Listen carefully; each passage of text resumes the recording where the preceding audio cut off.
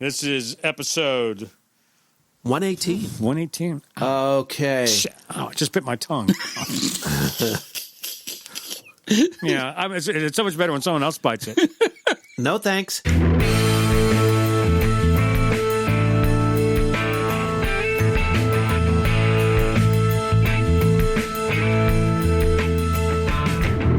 Welcome to VoteProPot-Cast, the award-winning cannabis news podcast brought to you by VoteProPot.com. Here are your hosts, Phil Adams, Jay Britton, and Andrew McCreadies. And thank you once again, everybody, for joining us here on VoteProPot-Cast. Good to have you with us. We're going to get things started off by going up north to Boston. Did you say vote bro pot? I said vote pro pot, bro. Because you did read. He had to redo his intro. This is not the first take. Anyway. Hey. Speaking of Massachusetts and Boston. Pay no attention to the man behind the curtain. So the Boston recreational dispensaries have reopened. And all right. So we're coming out the other side. We're coming out of the smoke. So what do you think, that gentlemen? Well, there's a lot of controversy in Massachusetts anyway for closing down the recreational but leaving open the medical, right? Is that what they did? That's right. Yeah, that was. Yeah. But I believe what they're doing, they're opening up the recreational, but they're doing it just like the medical. Okay, yeah. I'm sure you got to order online. It's curbside service. That makes sense. That makes sense. Which is like, well, that's what we've got here in Maryland, but at least we can get it. But what the But if they were doing that, why didn't they do it sooner? Why would they leave the medical open in the recreation? Is that right? Do I understand that correctly? Well, you know what one of the things they said was they didn't want people coming in from out of state to buy it. No, please. And some people said, well, then don't sell it to them. You got to show up just a state ID, which is driver's license. Anyway, that's exciting. Things are opening up again. And I always have to show my card and my driver's license. I signed up for my Virginia card this week, guys. There you go. Yeah, man. It's one of us.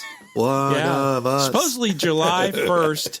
I think the first dispensary is opening, which is like in Bristol, which is probably 5 hours from me. So, but Andrew informed me yesterday that I guess that Tacoma Park dispensary in D.C. has reciprocity with any state. Yeah, all D.C.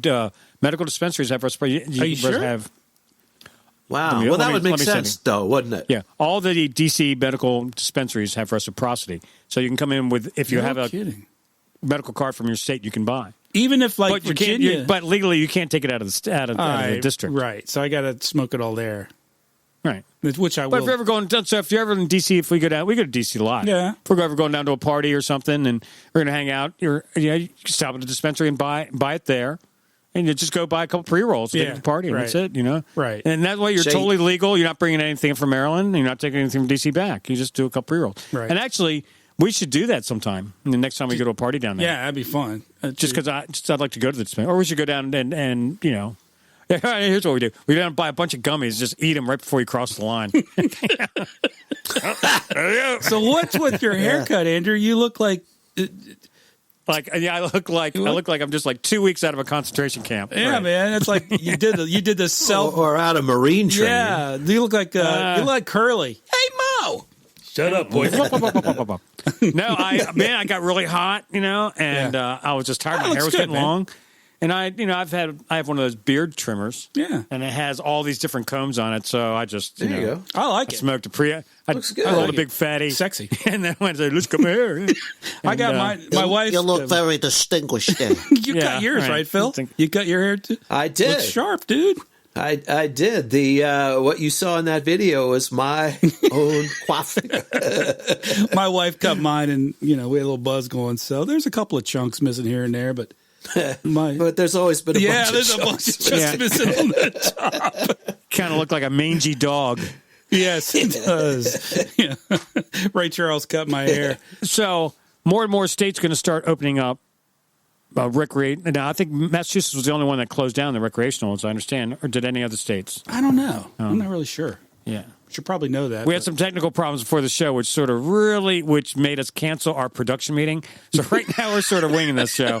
Okay, It's a fact. no, but this is going to be the beginning of what the cannabis business is going to be like post pandemic. I think all of them there's going to be curbside service. Now, one of the problems with that is that it still diminishes the service quality. You can't, can you ask, what strain is good for insomnia, for chronic pain, etc. Or going in, I want a bong, or I want different, types of oils. You want to ask questions of the bud tenders. You can't do that now through, through a mask and a car window, or you can, but not as much. I don't know. I think maybe that's the new thing. I think what you're going to see is a revolution in the drive-up cannabis or curbside service, like Chick-fil-A redefined the drive-through fast food. Right.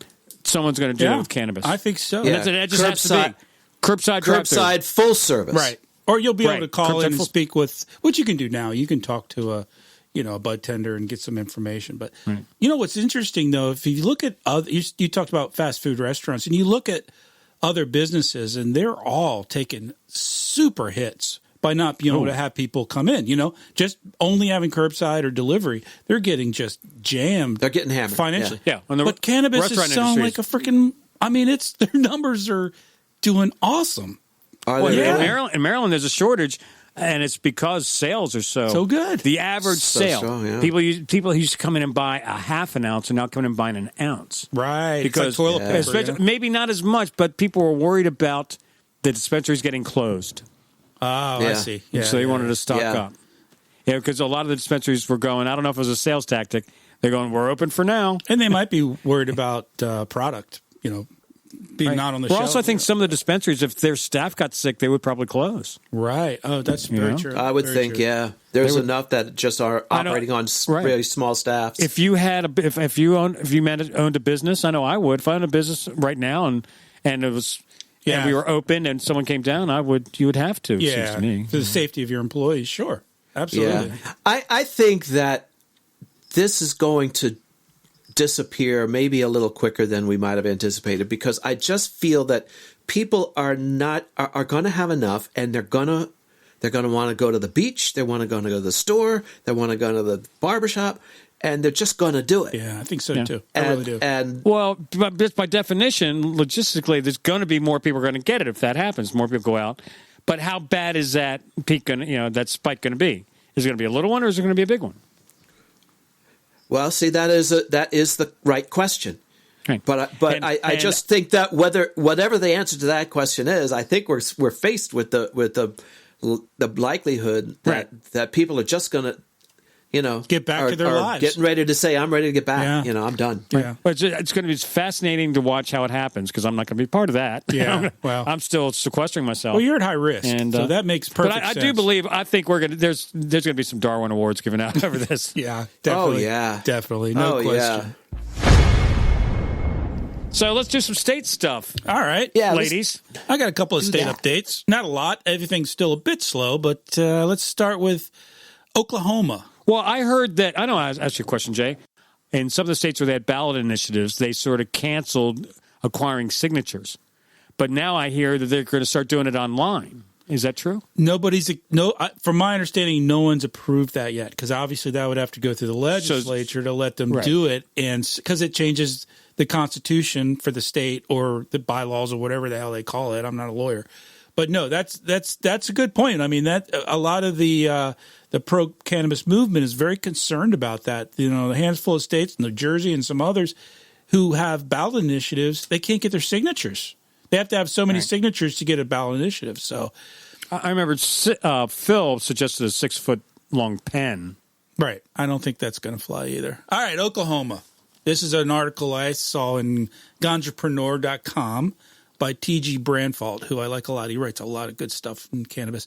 Oklahoma approves Cannabis Breathalyzer pilot program. Oklahoma lawmakers last week approved a bill requiring the Department of Public Safety to spend $300,000 on creating a pilot program for breathalyzers that test for cannabis impairment.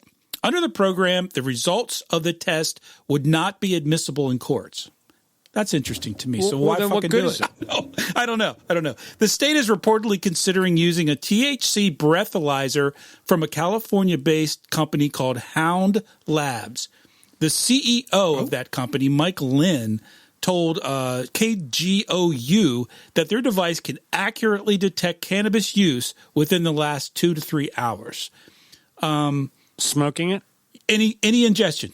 I looked up the company and read some info on So it's vaping, smoking, any ingestion of THC, eating, consumables, anything. If you have THC induced into your system, it will detect it if it's within the last 2 or 3 hours, and supposedly not detect it after 4.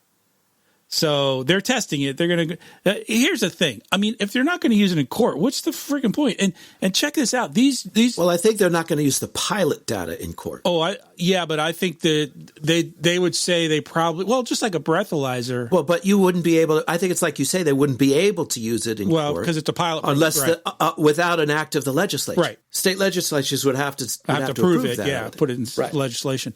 These units are $5,000 each. And it costs $20 for every test for a cartridge or something you have to do. The only thing that comes. But what's the fine? So they're going to do all this, right? Well, that's to give the someone point. $100, $50 ticket. It's so stupid. I don't get it. Because you also have to pay the officer to do it. Well, and you're only getting a $100 ticket. Here's why I think you're going to see proponents of legalization stand behind this. You know why? Because, and this is just off the top of my head here, because huge opponents of legalization, a huge section of the population is law enforcement, unions, cops, prosecutors. Right. Well, of the opposition. Of the opposition, yeah. So this, in their complaint, their primary complaint has always been driving. That we have no reliable field sobriety test, no DUI test for cannabis. So no, we don't want it legal because we have no way. Somebody's driving erratically, and we test them. We can't use it. We can't determine whether they're high or whether they were high last week. So we don't want to do it. So anyway, this would kind of counteract that maybe to some degree. It's interesting. We'll see what happens. I mean, I think whoever comes up with a test machine that's a unit that can be used in the field. And this unit, by the way, also tests for alcohol. So it does both. Oh, that's cool. So, all right. Well, there you go. Now we'll move on. Now that's a worthy piece of equipment. I need one of those in my house, in my car. All right, Louisiana. Now, you needed one of those when your kids were in high school. Yeah. Louisiana, this is an article by Kathleen Peppo with LSU Manship School News Service. I don't know what the fuck that is. The state Senate in Louisiana voted 28-6 Wednesday to approve a bill to make medical marijuana more widely available across Louisiana. House Bill 819 would lift regulations that require doctors to register with the state to recommend cannabis, and its limits on treating diseases. Under the measure, any state licensed physician can recommend medical cannabis for the treatment of any health condition they think is reasonable. Currently the way it is in Louisiana, as many states, they have a list of ailments. You have to fall within those. And if you don't fall within that, you can't get it. And a doctor has to get certified. And Andrew, you've talked about it. Very few doctors take the time to do it. They just don't mess with it. It's a hassle. They're worried about people saying, "Oh, I saw your name on the list. You're associated with cannabis." Yep, still a bad association with it. It's so that's not happening. And most doctors legitimately don't understand it well enough to feel they're qualified to prescribe it. Exactly. Now you don't have to be certified. Any doctor can. If you go to your doctor, your physician in Louisiana, and you say, "Man, I've got this arthritis in my shoulder, and I've been taking these opioids, and I just don't want to take it anymore. I want to try cannabis." Any doctor can say, "All right, you can try it. I'll write your prescription." And then they take that letter to the state and get their card. That's it. Anyone can recommend it. That makes sense. Yeah. So way to go, Louisiana. Now, does it work that way with? Would it work that way in Louisiana or elsewhere with opioids? Can any doctor who is a physician able to prescribe medication? Exactly. A psychologist? Why is it different? That's your point, Phil. Why is it different? Right. Well, they don't need special certification to prescribe opioids. Don't doctors need special certification to prescribe opioids? I think to prescribe all medicine. I know dentists do. Because my dentist cannot prescribe opioids. He can't give you painkillers. The only thing he can do is give you Tylenol. I don't know. I thought if you were a physician or even a physician's assistant, you probably have to go to some kind of pharmaceutical school or something. But yeah, they all this can is a dentist. Maybe this is a maybe dentist. it's different in dentistry. I really don't know. So anyway, that's a Be interested in that's a that. positive. Anybody out there who knows this, the let us answer to know. this.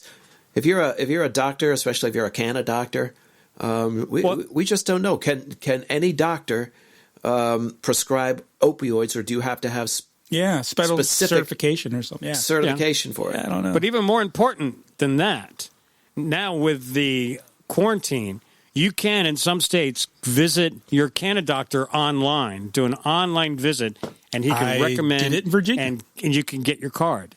Before that had to be in person. In Virginia, you had to go in person, and then they made a special exception now.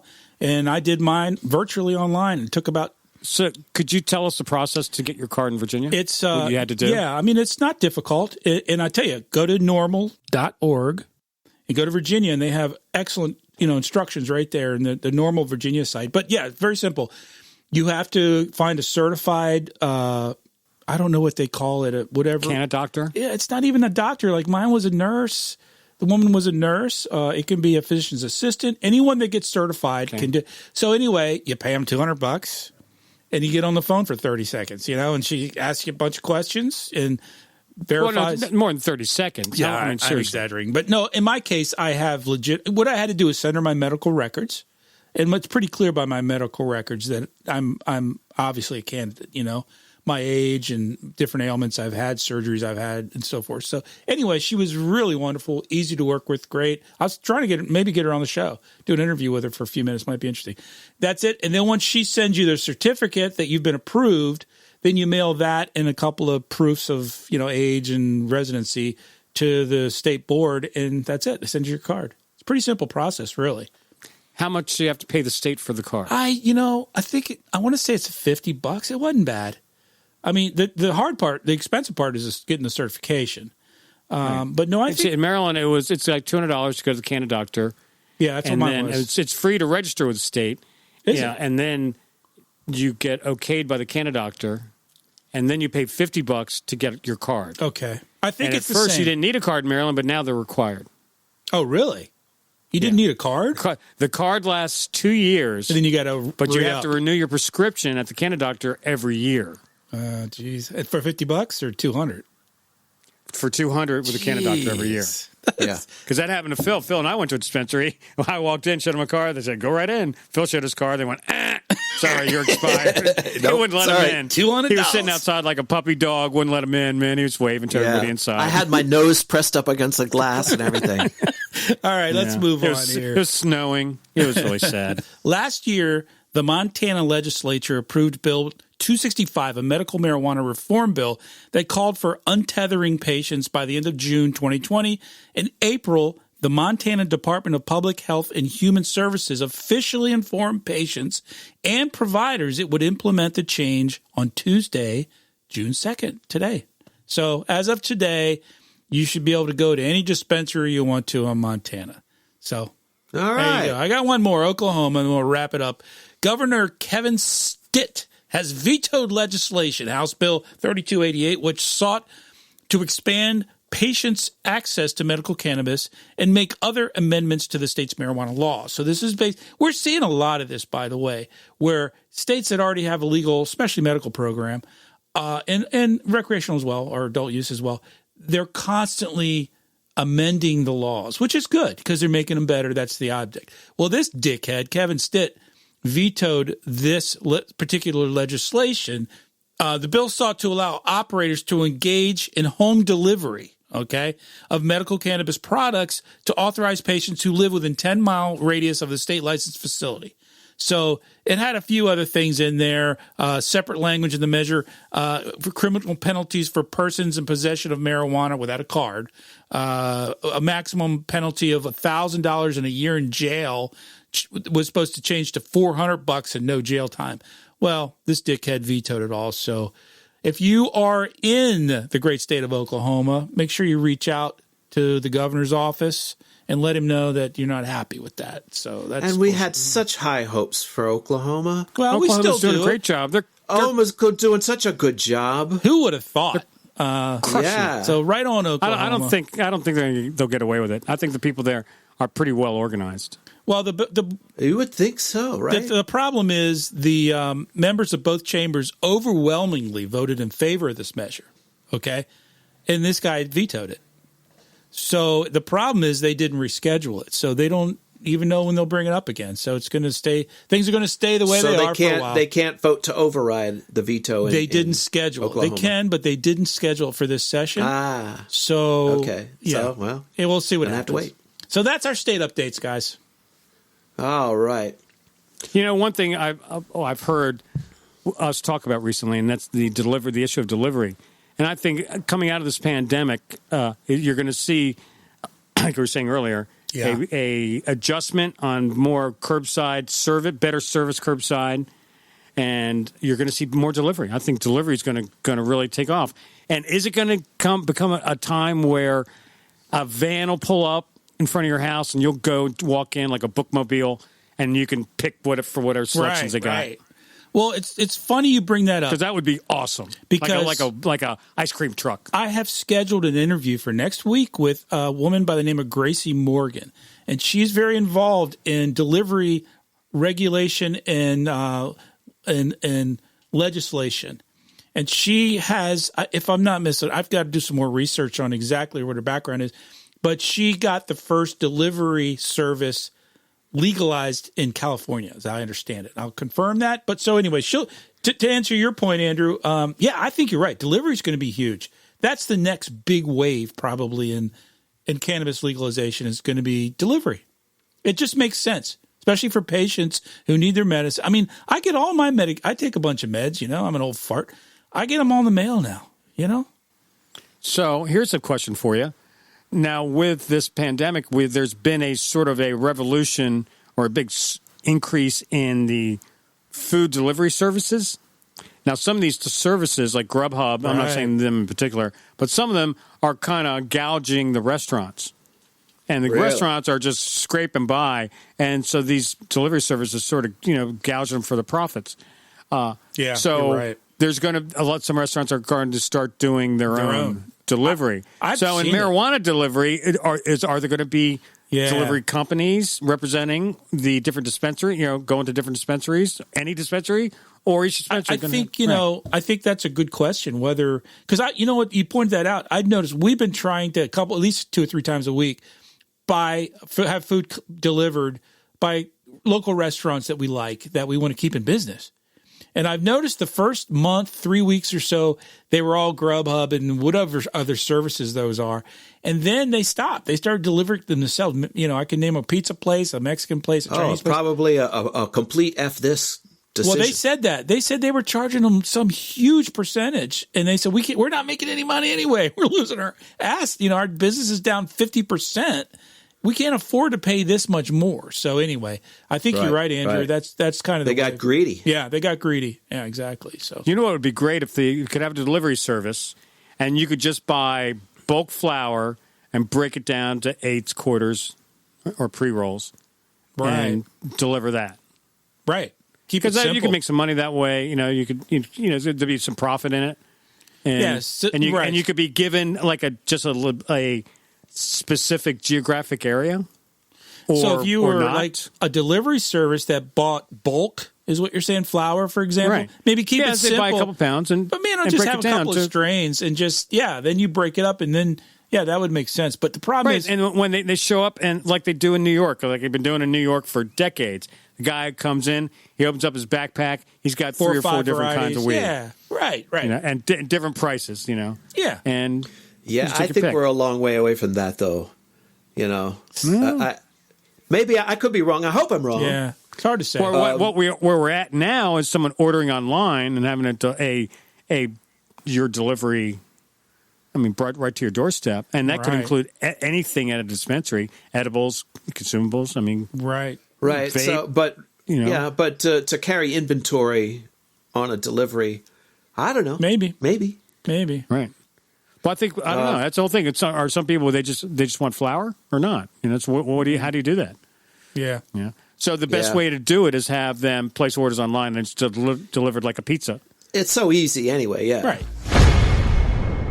Why don't you tell us about what you're doing in Boston? What am I doing in Boston? Well, my voice will be in Boston. I'll be right here in good old Gaithersburg, Maryland, sports capital of the world. And but you guys may remember our guest, Jimmy Young from Pro Cannabis Media. Yep. I'll be joining him today as their DC correspondent for the Weed Talk News DC report. Nice. Right on. So we're going to be giving weekend. I'll be delivering, and the three of us are going to be providing weekly inside the Beltway news updates regarding the world of cannabis. And we should explain what Jimmy's got in mind. What he's working towards a 24-hour, 7-day-a-week cannabis network that literally just has cannabis news, but he wants to spread it out and have correspondents in different states. And he's asked VoteProPot-Cast, us guys here, to help him out with the DC market. So Phil, being the guy with the more of an announcer voice, he's going to kind of take the reins. That's right. What have you got for him? A new car. Anyway, that's exciting, man. And Jimmy's a great guy, and he's working hard to get this thing rolling, and it'll be a lot of fun, man. I'm looking forward to hearing you. Yep. Yeah, it's going to be great. Very, very interesting. You need to check out Pro Cannabis Media for this interview with Dr. Igor Kovalchuk about how certain cannabis strains block the coronavirus and what this could mean for medical study for federal legalization. So check this out on Pro Cannabis Media. He told me that thing went viral. They had more downloads for that interview than they've had for anything ever before. And which interview was this? In more ways than one. Yeah. No, because it was with this doctor who's, well, what Phil just explained, said that there may be some benefit to cannabis with regard to the COVID-19. Right. Check it out. And also, we did a really fun interview with Jimmy a couple weeks ago, and there's a video on YouTube you can check out. I'll put a link in the show description. But he tells some really funny stories. He's an old friend. We go back a ways. Right. And you can also find this interview on cannabis.net. Kurt Dalton's site. Another great website. Excellent site. Yeah. Excellent site. Probably my favorite cannabis website. Very good. Well, congratulations, Phil. Looking forward to hearing your... Well, it's all three of us, so, I'm just the tip of the spear. Tip of the spear. So... I'm not going to approach that joke. Thanks for that. You leave it alone. Thanks Just let it go. I'm not even going to. I had about 3 of them. 4. Sir, step away from the joke. Yeah. All right. Put the microphone down. Put the microphone down and step away from the joke. Well, thank you, folks, again for joining us for Vote Pro Podcast. We sure do want to hear from you. If you give us a 5-star rating on Apple Podcasts, that would make our day. I can just tell you that right now. And what else should they do, Jay? Send us an email at podcast@votepropot.com. Leave a message on our message line. Please, nobody's called us in a while. Our phone number for the message line is in the show description. Lonely. I know, right? And join our Facebook group. Please go on there and you can post stuff yourself and articles you find. And we use those articles on the show sometimes. And sometimes we'll reach out to the folks who post stuff and get them on the show as well. So, all right. I mean, some pretty cool conversations going on definitely. over there. You might want to check that out. Every week we talk about what's going on in the cannabis world, and it's really hard to even scratch the surface on our podcast. So we do a lot of sharing of information on social networking. So you can go and check us out and please like us. But also you can ask us for friend requests. I mean, let us like you. Let us follow you. If you have an organization, we'd love to follow you. Yeah, we would like to like you. Yeah, we want to stalk you. Yeah. Hey, we're on the same boat if you're into cannabis, especially, or an ancillary industry, we would love to get your feedback. And we want to grow our community. And one last thing before you sign us out, Andrew. if you have an idea, or if you think you'd be good interview on the show, let us know, because we're always looking for fresh new faces and guests that can contribute to the voices. That's to right. the cause. I know because we might sound like we know what we're doing. We really don't. It doesn't sound Really like don't. we know what we're doing. Really? Doesn't really? I don't know. Anyway, so go to Facebook, LinkedIn, Instagram, and Twitter, and do a search for Vote Pro Pot.